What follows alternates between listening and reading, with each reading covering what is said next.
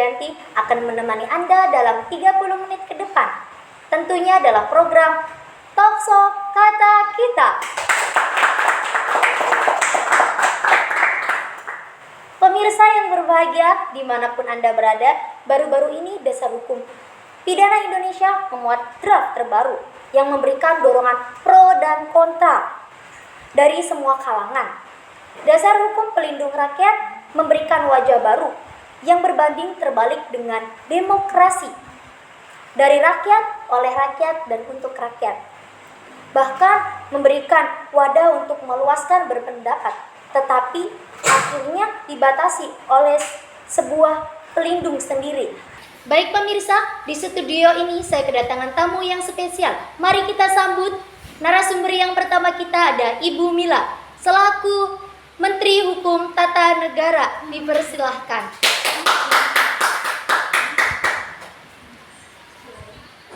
Halo Bu, selamat siang. Siang. Bagaimana kabarnya? Alhamdulillah baik. Bagaimana dengan perjalanannya? Apakah lancar? Lancar sekali, lancar. Alhamdulillah. Baik, langsung saja selanjutnya narasumber yang kedua kita, ada Mbak Habza sebagai Dewan Pers. Silahkan. Selamat siang Mbak. Siang, Mbak. Apa kabar nih? Alhamdulillah baik. Bagaimana di perjalanannya? Alhamdulillah lancar, Mbak. Alhamdulillah. Kabarnya baik ya, sehat. Alhamdulillah sehat. Baik, selanjutnya langsung saja narasumber yang ketiga. Narasumber yang terakhir kita ada Mbak Leni, perwakilan dari Ketua BEM IAIN Syekh Nurjati Cirebon. Dipersilahkan. Halo Mbak. Halo. Selamat datang. Datang. Selamat siang juga. Siang. Apa kabar nih? Alhamdulillah baik. Gimana dengan kuliahnya? Apakah lancar? Begitulah. Banyak Semester 5 ya begitu. Apalagi dengan organisasi ya. Oh ya, Sangat pusing ya. Baik, langsung saja ya. Sebelumnya kita tanya dulu ke Ibu Menteri nih. Bagaimana sih Bu tanggapan tentang RKUHP yang disahkan, sedangkan masyarakat itu masih ada pro dan kontra? Ya, untuk permasalahan itu tentunya pemerintah sudah menyiapkan sematang mungkin ya, Mbak. Jadi di sini kami melalui berbagai macam tahapan, tentunya baik dari tahapan diskusi, kemudian kami mengadakan rapat, baru setelah itu kami mengesahkan. Untuk pro kontra yang terjadi di kalangan masyarakat, namanya awal mula itu memang selalu ada minus dan plusnya juga Mbak. Jadi kita bilang ya itu hal yang wajar. Mungkin untuk kedepannya kita juga akan lebih menambah lagi dan lebih terus memperbaiki kembali, dan insya Allah pasti kedepannya juga akan sukses untuk RKUHP ini. Sejauh ini solusi apa ya yang dilakukan pemerintah untuk mengurangi pro dan kontra? Mengurangi itu ya.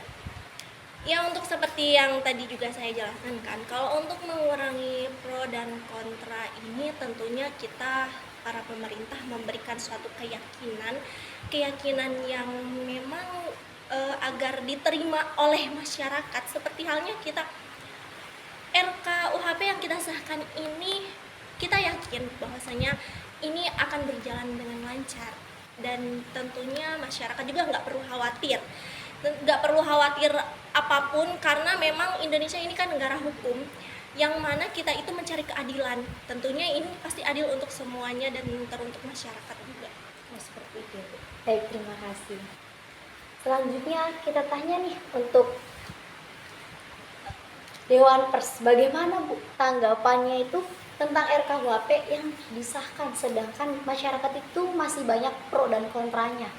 Ya, mengenai RKUHP yang insya Allah ya Bu, yang akan disahkan pada bulan Januari ini, tentunya tanggapan masyarakat sedikitnya dan kebanyakannya kontra, karena di sana banyak sekali hak-hak yang memang diambil oleh pemerintah. Tapi di sisi itu juga pasti ada dampak positif yang dimana pemerintah ini pasti sudah menyiapkan ke depannya bagaimana dan seperti apa yang akan terjadi, seperti itu. Dan solusinya itu menurut Mbak seperti apa ya? Saya selaku Dewan Pers, menurut pendapat saya pribadi, sebaiknya pemerintah melakukan seperti sosialisasi kepada masyarakat bahwa ditetapkannya RKUHP itu bukan semata-mata bukan mereka sendiri, tetapi buat kemakmuran rakyat itu sendiri, seperti itu. Oh, baik, terima kasih. Bagaimana untuk Mbak Leni nih?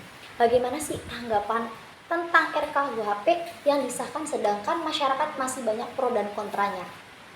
Kalau saya pribadi ya sebagai perwakilan mahasiswa atau di sisi lain di sini sebagai perwakilan masyarakat sipil, pendapat pribadi ya sama kayak yang Dewan Pers karena kita sama-sama dari perwakilan rakyat ya, masyarakat betul sipil. sekali. Jadi kebanyakan kita ke kontranya karena dari yang terlihat banyak kontroversi di pasal-pasal yang akan disahkan pada bulan Januari itu. Jadi kita lebih ke banyak kontranya dan minta solusi terbaik dari pemerintah untuk menjawab kontroversi ini.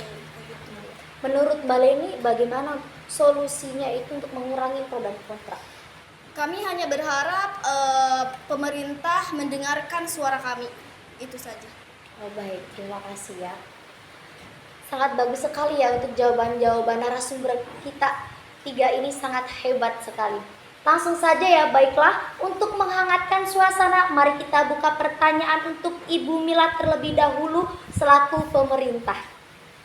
Yang pertama nih Bu, saya bertanya tentang kenapa sih RKUHP dalam pasal ini harus dirubah? Betul sekali.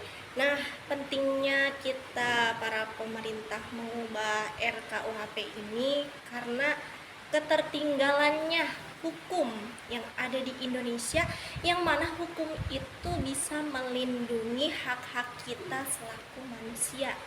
Tentu sebagai manusia kita memiliki hak berbicara, hak berperilaku, kemudian juga hak menyampaikan apapun yang seperti apa yang kita inginkan. Nah, jadi dengan adanya RKUHP ini kita bisa bebas untuk mengatakan apa yang kita sampaikan, terutama untuk para masyarakat di sekitar juga.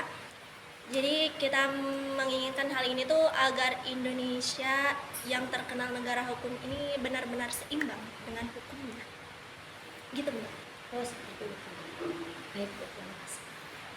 Nah, yang kedua ini ada pertanyaan nih Bu ya. Bukankah dengan adanya RKUHP ini hanya akan menguntungkan sebelah pihak? Karena kan masih banyak masyarakat kontranya itu masih kuat banget. Sebenarnya sih tentu tidak ya, kita tidak berniat untuk menguntungkan sebelah pihak, baik itu dari pihak pemerintah. Kita tidak, tentunya dengan adanya ini itu kita itu agar bisa lebih bijak dalam menyampaikan atau bertutur kata, dalam berpendapat, kemudian agar pendapat kita itu tidak ada unsur cacian, tidak ada unsur menghina gitu, tidak ada unsur merendahkan juga. Dengan adanya RKUHP ini kita bisa tertata seperti apa yang kita sampaikan, dan ketika kata-kata itu memang tidak baik dan tidak pas untuk disampaikan, karena kita tahu ada RKUHP-nya, jadi mungkin kita bisa memahaminya semua, biar khusus untuk semuanya, untuk saya pribadi selaku pemerintah dan juga untuk semua masyarakat yang ada di sini juga. Nah, yang terakhir nih. Oh ya, kalau perubahan RKUHP ini malah tidak menimbulkan dampak positif atau perubahan yang signifikan, maka apa yang dilakukan oleh pemerintah itu seperti apa?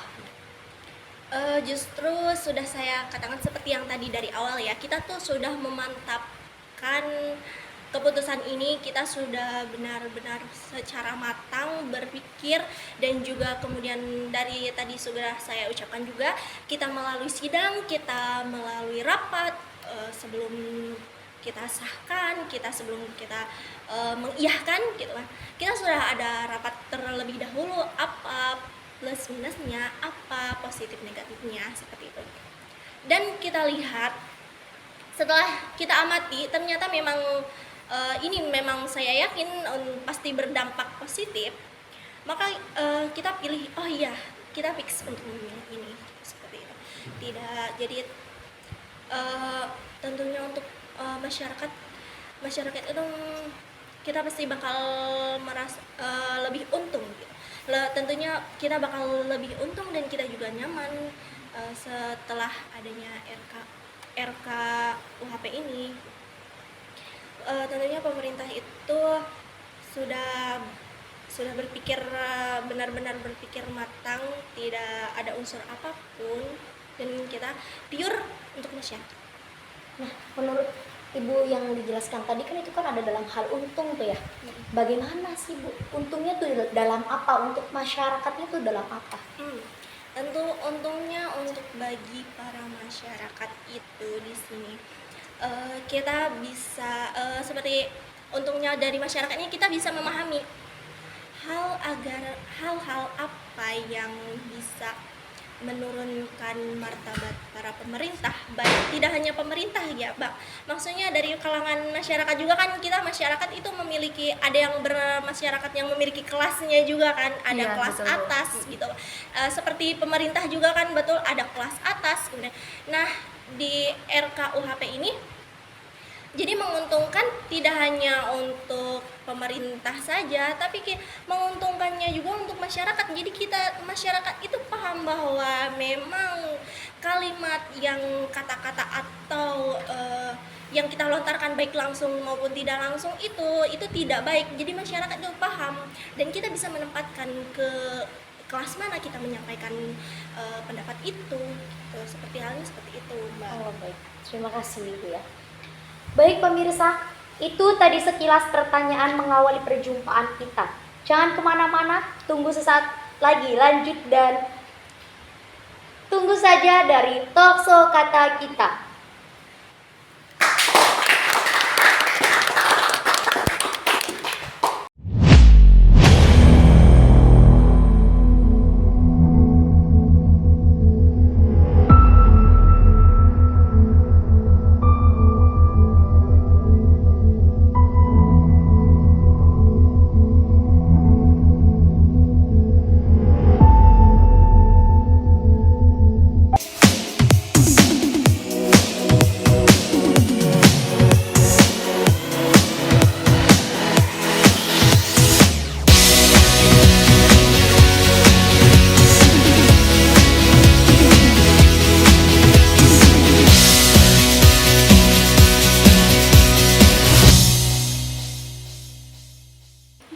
Baik pemirsa, kembali lagi bersama saya Usti di acara Kata Kita. Baik, kita lanjut nih diskusi mengenai RKUHP terbaru yang sudah disinggung oleh Ibu Menteri, yaitu Ibu Mila.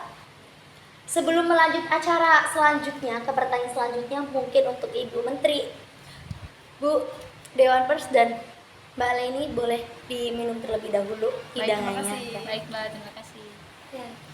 Mungkin langsung saja ya lanjut ke pertanyaan selanjutnya untuk Mbak Habzah selaku Dewan Pers sebagai penghubung sebuah narasi dari berbagai kalangan hingga sampai ke yang paling atas juga sebaliknya. Nah mungkin langsung saja nih untuk yang pertanyaan yang pertama, seberapa penting RKUHP dalam kehidupan bermasyarakat dan apakah setiap orang harus mengetahui tentang hal tersebut? Bagaimana menurut Ibu? Ya, menurut pandangan saya pribadi, seberapa pentingkah RKUHP bagi kita sendiri? So tentunya sangat penting. Di sana banyak sekali hak-hak kita yang memang sudah menjadi ketetapan. Ketika RKUHP itu dicabut, banyak sekali hak-hak yang memang diambil. Salah satunya ada hak kebebasan berbicara. Itu merupakan salah satu hak yang hanya dimiliki oleh rakyat kelas bawah. Seolah-olah RKUHP ini ditetapkan hanya untuk kalangan atas saja. Terus seharusnya rakyat tuh melek akan media sehingga RKUHP ini gimana ya, RKUHP ini jadi acuan kepada mereka gitu, bahwa RKUHP itu jangan, ketika RKUHP ini ditetapkan mereka hanya bisa berbicara tanpa ada gerakan seperti itu. Berarti untuk masyarakat itu kurang untuk mendapatkan hak berpendapat ya, seperti itu ya. Lanjut yang kedua itu ada pertanyaan, apakah ada dampak bagi pers ketika RKUHP itu diterapkan dan bagaimana tanggapan Anda terhadap pengesahan RKUHP tersebut? Ya, tentunya ketika RKUHP ditetapkan ada beberapa pasal yang memang sangat berdampak ke Dewan Pers itu sendiri, di mana Dewan Pers tidak mempunyai batasan bermedia sosial, terbatasnya berekspresi, terbatasnya berpendapat, dan ada 9 poin kalau nggak salah dalam pasal itu yang memang sangat menentang Dewan Pers sendiri, sehingga Dewan Pers mengajukan suatu kesahan atau suatu tindakan yang menolak RKUHP itu ditetapkan, yaitu kepada Komisi 3 Dewan DPR sendiri. Nah, yang sudah dijelaskan oleh Ibu itu tadi kan disebutkan bahwa Dewan Pers kurangnya tadi media sosial ya kayak gitu ya. Nah, seperti apa sih Bu? Kan zaman sekarang banyak banget ya berkembang pesat kan, bahkan tentang digital, tentang sosmed. Nah, bagaimana tuh Bu? Yang dimaksud bagaimana sih? Berekspresi di media sosial tuh kayak kita mengeluarkan aspirasi-aspirasi kita atau pendapat kita tentang pemerintah, tetapi ketika hal itu memang tidak ada faktanya, tetapi ada faktanya di lapangan, mereka merasa terhina, tapi itu emang real nyata, maka kebebasan itu akan dicabut karena ada pidana yang memang menghukum ketika kita ketika kita bukan menyalahkan, dan artikan menjelek-jelekan pemerintah seperti itu. Oh, baik. Terima kasih. Ada juga nih Bu, bagaimana sih tanggapan menurut Anda jika RKUHP tersebut disahkan dan apa kelebihan serta kekurangan dari adanya perubahan RKUHP tersebut? Tentunya pemerintah ingin yang terbaik untuk negara kita sendiri. So, pemerintah seharusnya memikirkan dampak yang memang yang akan ditimbulkan kepada masyarakat sendiri. So, Belanda saja membutuhkan 70 tahun untuk mencetak RKUHP ini. Iya. Sedangkan kita baru, kalau nggak salah nih ya, Baru 56 tahun yang memang persiapannya belum matang. Sedangkan daripada itu ada beberapa poin yang memang masih bermasalah. Sedangkan RKUHP ini emang akan dibahas dan disahkan kembali oleh Komisi 3 DPR RI. Harusnya komisi itu memang terbuka akan RKUHP ini tersendiri, karena di sini banyak sekali hak-hak masyarakat yang diambil menurut pendapat saya sendiri selaku Dewan Pers sekaligus perwakilan dari masyarakat itu sendiri. Dan harusnya pemerintah itu mengambil langkah yang tepat, yang pasti ini gimana akan kedepannya, apakah memiliki dampak positif ataupun dampak negatif kedepannya. Dan tentunya RKUHP yang akan ditetapkan Januari ini sangat berbeda jauh dengan tujuan RKUHP itu sendiri yang memang sudah ditetapkan, sudah ada di undang-undang itu sendiri. Seolah-olah kita itu dijajah di negeri sendiri, seperti itu, Mbak. Oh iya, baik. Terima kasih. Jadi lebih ke ini ya, pemerintahnya kuat banget ya. Jadi seolah-olah pemerintah tuh mengesahkan ini tuh hanya untuk kepentingan mereka sendiri, bukan kepentingan masyarakat, hanya untuk kelas tinggi. Iya. Tidak memikirkan kelas bawah. Seperti itu. Baik, terima kasih atas jawabannya ya Mbak Hamzah. Baik pemirsa, dari tadi sudah disinggung mengenai RKUHP terbaru. Nah, mari kita dengarkan asumsi dari mahasiswa yang memang 99% perwakilan dari rakyat. Langsung saja untuk Mbak Leni, ya. Pertanyaan yang pertama ini, bagaimana sih pandangan Anda terhadap perubahan RKUHP di bulan Januari tersebut? Pandangan saya mengenai RKUHP yang mau disahkan Januari ya? Iya. Menurut saya pribadi ya, mungkin maaf, volumenya dibesarkan nih. Jadi kata pemerintah, RKUHP ini akan menjadi kado terindah buat negara kita. Soalnya sudah dirancang beberapa puluh tahun ya kan, untuk RKUHP ini. Tapi pandangan saya, kalau misalnya RKUHP disahkan pada bulan Januari, tapi pemerintah tidak ada gerak untuk mendengarkan suara rakyat dan mahasiswa, menurut saya ya, itu bukan menjadi kado terindah, tapi kado terburuk untuk negara kita. Karena apa? Nanti pastinya bakal ada hal kontroversi lainnya di lain waktu. Kalau Iya, misalnya RKUHP. namanya tuh RKUHP pasal-pasalnya berpihak pada pemerintah saja, karena sudah jelas ya dalam pasal itu tuh kayak kepentingan pemerintah saja menurut saya pribadi. Jadi lebih ke personal dan individu. Tidak, padahal kan kita negaranya negara demokrasi yang dimana hal itu tuh harus untuk dari rakyat, oleh untuk rakyat, rakyat, oleh rakyat, dan dari untuk rakyat rakyat. dan untuk rakyat. Iya. Jadi yang pasti harus jelas. Ya jelas, terbuka gitu terhadap kita sebagai mahasiswa dan masyarakat sipil, bukan untuk kepentingan pribadi atau personal pemerintah, gitu sih Ya, pendapat baik. saya. Ya, terima kasih ya Kak Leni. Mungkin langsung saja nih pertanyaan selanjutnya itu ada, bagaimana sih tanggapan menurut Anda jika RKUHP tersebut disahkan? Jika RKUHP disahkan, kayaknya seperti kayak kemarin ya, apa sih namanya tuh, yang banyak kontroversi itu di pasal 218 yang Iya, mengenai 218. tidak ada kebebasan untuk berpendapat ya. Iya, benar Nah, sekali.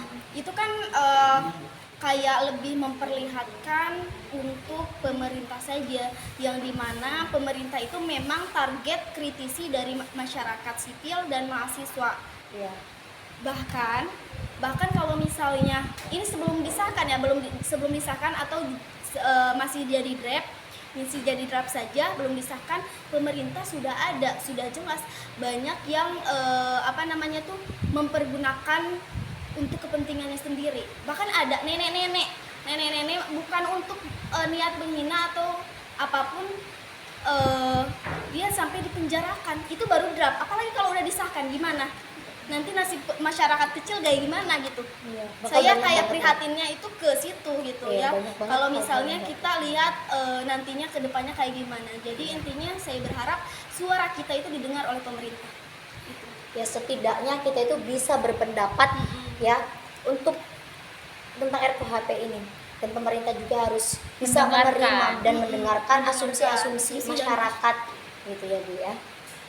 Baik, ada lagi yang pertanyaannya itu, apakah RKUHP harus disesuaikan dengan kondisi masyarakat dan bagaimana menurut pendapat Anda sebagai mahasiswa?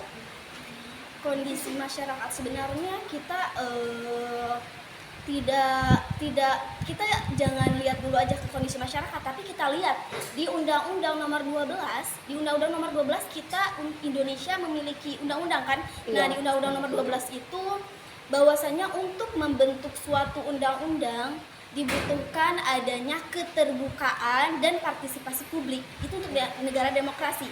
Di Undang-Undang Nomor 12 sudah tertera. Jadi untuk itu, nah yang saya pertanyakan juga ya, untuk sekarang tuh draftnya belum terlalu tersebar, ataupun mungkin ya masyarakat pun emang perlu adanya melek media kayak yang Iya. sudah tadi dibilang oleh Dewan Pers Dewan tersebut, Pers gitu. Jadi tapi kita juga harus sebagai sebagai pemerintah, saya juga kayak kan di Undang-Undang Nomor 12 juga sudah dijelaskan bahwasanya pembentukan undang-undang itu butuh adanya keterbukaan kepada masyarakat dan mahasiswa sebagai target gitu kan. Iya, Jadi kayak harus terbuka, harus benar-benar kayak memang harus partisipasi publiknya tuh harus keterkaitan gitu, harus benar-benar kita Karena tuh buat membuktikan mana yang benar dan mana yang salah. kayak gitu. Jadi ya kita juga harus lihat undang-undang, untuk pembentukan undang-undang itu ya harus adanya keterbukaan, partisipasi publik kayak gitu. Jadi kita jangan mengikutin orang Belanda zaman dulu, yang memang dulu pas RKUHP dibentuk tuh pas masa kerajaan ya. Iya, Memang betul sekali. kayak lebih Pada kelas atas. gitu. Tidak memandang kelas bawah. Jadi nah sekarang kan beda. Kita presidensial kan sistemnya, Iya. jadi demokrasi. Demokrasi. Butuh adanya keterbukaan ke masyarakat.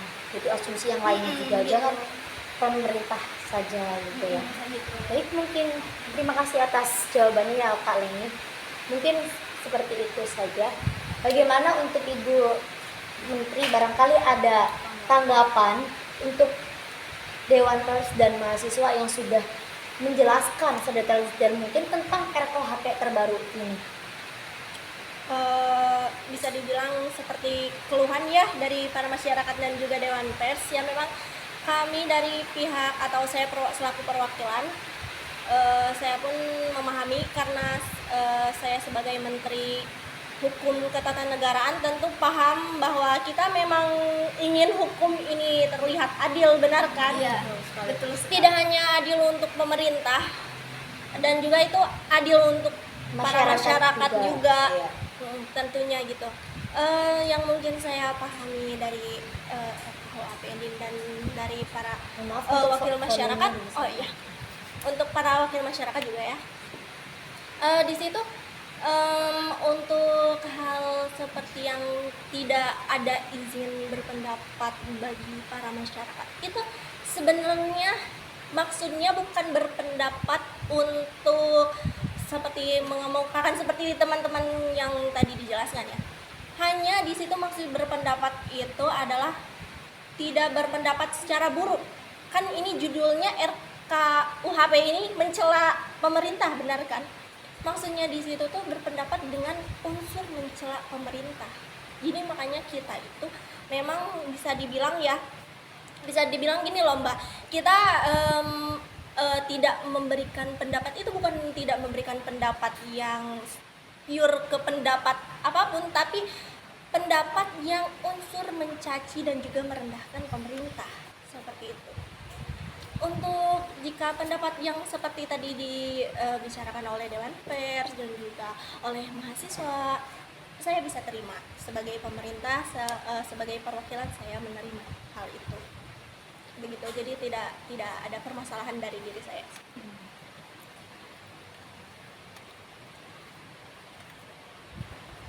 Izin menanggapi ya Ibu pemerintah yang terhormat.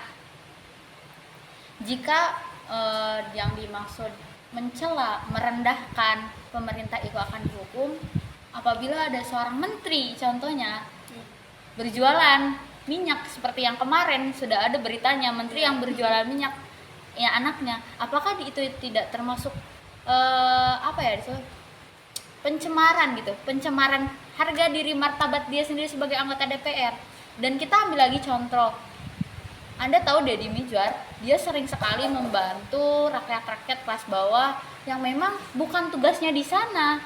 Nah, apakah itu termasuk merendahkan harkat martabat mereka sendiri, dan harkat martabat mereka sendiri seolah-olah dijatuhkan oleh mereka sendiri? Itu seperti itu mungkin tanggapan saya. Mungkin dari mahasiswa tersendiri ada tanggapan mengenai harkat dan martabat ataupun pencelaan terhadap pemerintah itu sendiri. Nah, untuk tadi kan sudah Ibu pemerintah yang terhormat tadi sudah digarisbawahi mengenai pendapat untuk menjaga tutur kata di kalangan kita ya. Tapi banyak nih sekarang sudah disalahgunakan tentang dimana kayak masyarakat tuh membuka mulut gitu, maksudnya bersuara. Nah, dianggapnya itu mencela saja, padahal kan itu bisa jadi untuk kritik, untuk perkembangan negara kita juga kan. Nah, bahkan malah negara pun atau pemerintah pun menyalahkan masyarakat, tidak bisa membedakan antara kritik sama mencela gitu. Yang tidak tahu antara kritik sama mencela itu disebut intelektual rendah. Apa itu? Intelektual rendah. Itu pemerintah membicarakan itu. Padahal kan berarti Mbak Najwa Shihab yang selalu mengkritisi pemerintah itu disebut intelektual rendah. Jadi kayak pemerintah tuh malah menyalahkan Anda tidak tahu antara perbedaan kritisi sama mencela gitu. Disebutnya orang yang intelektualnya rendah. Berarti kita sebagai mahasiswa atau Dewan Pers terima gak kalau misalnya kita disebut mempunyai intelektual yang rendah? Ya tidak, begitu. Mungkin ada tanggapan dari Ibu Menteri. Mungkin ada tanggapan lagi. Sangat dipersilahkan. Ya, saya paham ya. Untuk hal seperti itu memang kita juga paham dan para pemerintah juga tentunya bisa membedakan mana hal yang memang mencela dan kemudian kritik dan saran. Setiap orang ketika menerima kritik dan saran itu pasti akan memperbaikinya. Nah, di situ kan pemerintah merencanakan, merembukan untuk memperbaiki, untuk lebih memaksimalkan kembali setiap aturan ataupun apa yang pemerintah tetapkan yang sesuai yang sudah disidangkan, betul kan?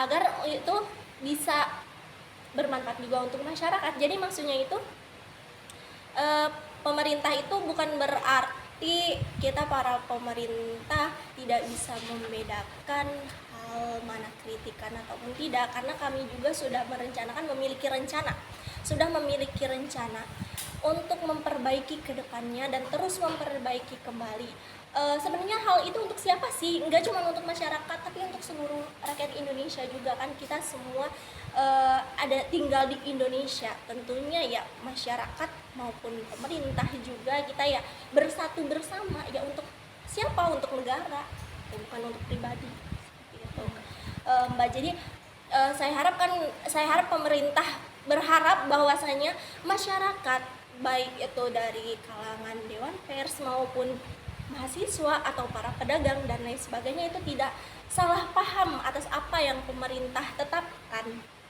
karena semua itu juga sudah diatur dan kita sudah benar-benar memantapkan bahwa dampak positifnya itu untuk kita semua, untuk Indonesia tentunya. Mungkin pendapat dari pemerintah ini sangatlah memang sudah jelas ya, pendapat seperti apa yang memang mencela, terus menghina, kritik seperti apa yang memang dijatuhi hukuman mati. Seharusnya pendapat saya sendiri, pemerintah lebih menjelaskan kritik seperti apa kepada masyarakat yang memang yang baik dan benar. Dari pihak pemerintah tersendiri harusnya melakukan keterbukaan. Sebagaimana pendapat presiden yang pernah dikemukakan dalam televisi bahwasannya masyarakat teruslah berbondong-bondong berpendapat dan media teruslah menyebarkan informasi-informasi yang memang benar dan sesuai dengan faktanya. Namun hal itu sangat bertolak belakang dengan RKUHP yang akan ditetapkan bulan Januari ini. Pendapat saya sendiri kepada pemerintah, seharusnya ketika mereka ingin menetapkan suatu, maka perlu dimatangkan terlebih dahulu, jangan terburu-buru sehingga menghasilkan sesuatu yang memang tidak ada manfaatnya. Sesuai dengan kemarin ditetapkannya hukuman atau tentang KPK yang memang saat ini hanya menjadi sampah, tidak ada hal yang memang dikembangkan seperti itu. Seharusnya ketika RKUHP itu akan ditentukan, diterapkan, pemerintah harusnya lebih berbondong-bondong, keterbukaan, pendapatnya harus lebih dikemukakan, diperkuat. Apakah itu akan berdampak sendiri kepada masyarakat? Apakah dampak itu akan membawa keburukan demi masa depan atau berbawa dampak demi kebaikan masyarakat ke depan? Dan pemerintah seharusnya berkolaborasi dengan masyarakat agar generasi-generasi yang akan datang atau generasi-generasi milenial sekarang lebih membawa negara ini ke negara yang memang maju dan terus membawa kemerdekaan. Jangan seolah-olah pada saat ini kita dijajah negeri sendiri seperti itu. Mungkin cukup sekian dulu. Mungkin ada lagi. Ya soalnya ya kayak sekarang tuh bukan dijajah sama negara orang, lain, tapi gitu udah ya. kayak dijajah sama negara sendiri ya kan. Itu. Jadi kebebasan berpendapat itu memang menjadi Kurang, kontroversi sekarang gitu. Walaupun ya katanya mau disahkan Januari ya. Menurut saya itu kayak kayak sistem mensahkan ugal-ugalan disebutnya. Kenapa? Pasal yang banyak kontroversi belum diperbaiki, suara rakyat tidak didengarkan, tapi mau disahkan secepat mungkin. Apakah itu sudah maksimal? Tidak. Jadi Ya, betul sekali. Seharusnya RKUHP ini menjadi sebuah kado yang kado yang terindah, terindah yang buat disebut tahun depan, bukan menjadi kado yang terburuk bagi masyarakat dan kalangan kelas bawah. Seolah-olah RKUHP ini ditetapkan hanya untuk kelas atas. Soalnya di sana diterapkannya ketika kita berpendapat terhadap presiden, menteri dan sebagainya, kita akan terkena. Coba Anda bayangkan, seorang anak ada di suatu daerah, seorang anak berpendapat, berekspresi di media sosial, menghina polisi. Contohnya kemarin kasus Sambo, itu kan menghina ya. Kita misalkan polisi gini-gini, kan itu itu real fakta, apakah itu bisa dipenjara? Kalau misalkan yang menghina kelas bawah, itu harus dipikirkan kembali, apakah mereka harus langsung ditetapkan hukuman penjara tanpa memandang fakta yang sebenarnya mereka kelas bawah. Harusnya pemerintah lebih menekankan undang-undang mengenai orang kelas bawah atau orang miskin. Itu yang lebih harus diperhatikan daripada RKUHP yang sekarang seperti itu. Terima kasih. Bagaimana Ibu? Boleh apa? Bila ada tanggapan lagi? Untuk perihal membedakan di mana kelas bawah dan untuk membedakan di mana kelas bawah dan juga kelas atas, itu kita sebenarnya tidak membedakan atau tidak mengesampingkan. Kita tidak mengesampingkan karena memang sudah ketetapan itu sudah umum bahwasanya mau kita atas mau kita bawah, otomatis itu namanya adil. Keadilan, ada hal yang kita bisa tahu ya, namanya adil dan keadilan, dan peraturan untuk hal seperti itu bisa dibilang keadilan.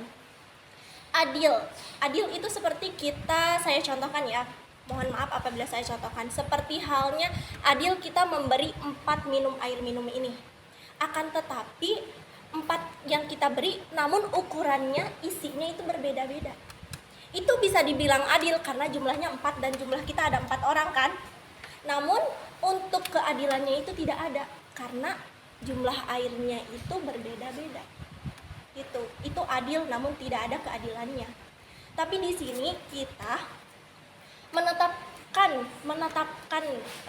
peraturan itu, tentu kita mematapkan benar-benar keadilan untuk masyarakat dan juga untuk kita semua. Kita tidak memandang mana kelas bawah, kelas bawah itu harus berat, sedangkan kelas atas itu harus ringan. Tidak, semuanya itu sama. Dan itu untuk tadi ya, mengusik tentang masalah Sambo yang emang sekarang lagi hype banget, sekarang lagi rame banget tentang masalah Sambo itu memang jika dikategorikan itu termasuk dari rakyat, itu termasuk pencemaran nama baik, walaupun memang Sambo itu sudah dinilai negatif, tapi dari segi lain Sambo itu merupakan juga dia seorang manusia, tidak ada satu orang pun manusia yang ingin namanya itu tercoreng, dan nama tercoreng itu atas perilaku dia sendiri seperti itu.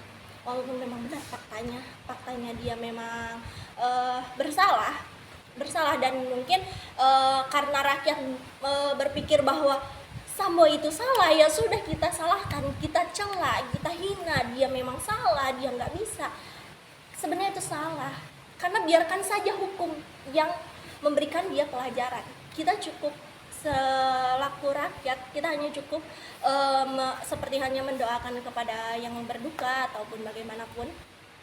Seperti itu ya Mbak. Jadi intinya saya katakan lagi, jangan terlalu salah paham terhadap pemerintah, karena pemerintah tidak ingin berniat untuk memberatkan salah satu pihak.